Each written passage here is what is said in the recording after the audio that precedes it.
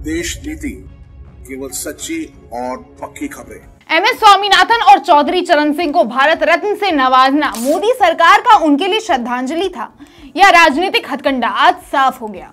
जहां एक और वो किसानों के लिए काम करने वालों को पुरस्कार दे रहे हैं, तो वहीं दूसरी ओर दिल्ली चलो मार्च को देश की राजधानी में प्रवेश करने से रोकने के लिए उन किसानों के लिए टेम्पररी जेल का निर्माण भी करवा रहे हैं। उन पे ड्रोन से आंसू गैस के गोले गिरवा रहे हैं। दिल्ली की सीमाओं पर बहुस्तरीय अवरोधक, कंक्रीट बैरियर्स, लोहे की कीलों और कंटेनर की दीवारें लगाकर सुरक्षा के कड़े इंतजाम भी किए गए हैं। मतलब अपने डर के सामने अपने ढोंग का खुलासा वो खुद ही कर रहे हैं और दशकों से जय जवान जय किसान का जयकारा को भी आमने सामने लाकर खड़ा कर दिया है। 70,000 जवानों को दिल्ली और हरियाणा बॉर्डर्स पर तैनात कर दिया गया है। मानो लग रहा हो कि कोई जंग छिड़ गई है, मानो भारत पाकिस्तान युद्ध का एक बार फिर रीटेलीकास्ट चल रहा हो। जो किसान देश का पेट भरता हो, उसी को जख्मी कर एक आंदोलन को रोकने की कोशिश में पूरा एड़ी चोटी का एक करने का बल लगा दिया हो।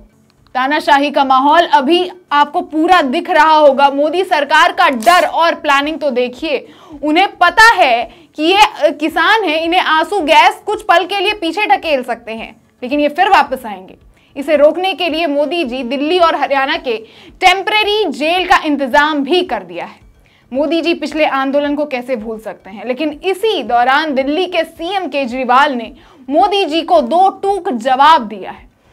केजरीवाल ने मोदी को नो एंट्री बोल दिया है। आपको बता दूं कि मोदी सरकार ने केजरीवाल को बवाना स्टेडियम को टेम्पररी जेल बनवाने का प्रस्ताव भेजा था, जिसे केजरीवाल ने ठुकरा दिया और किसानों को अपना समर्थन देते हुए साथ में ही ये भी कहा कि किसानों की मांग जायज है।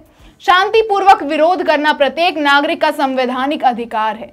किसान हमारे अन्नदाता हैं। केंद्र सरकार को उन्हें बातचीत के लिए आमंत्रित करना चाहिए और उनके मुद्दों का समाधान भी करना चाहिए।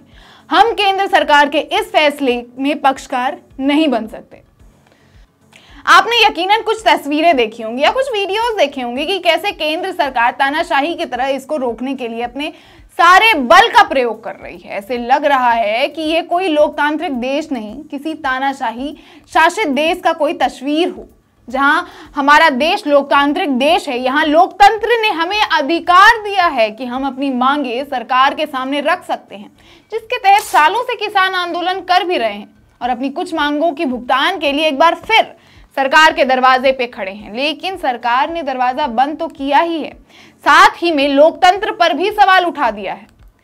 2024 के लिए बीजेपी की तैयारी अच्छी चल रही थी, लेकिन उनकी एक गलती ने, उनकी इस तानाशाही रवैये ने सब कुछ खराब कर दिया।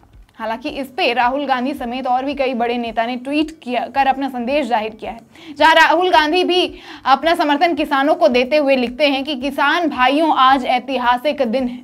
कांग्रेस ने हर किसान को फसल पर स्वामीनाथन कमीशन के अनुसार एमएसपी की कानूनी गारंटी देने का फैसला लिया है। यह कदम 15 करोड़ किसान परिवारों की समृद्धि सुनिश्चित कर उनका जीवन बदल देगा। न्याय के पथ पर यह कांग्रेस की पहली गारंटी है।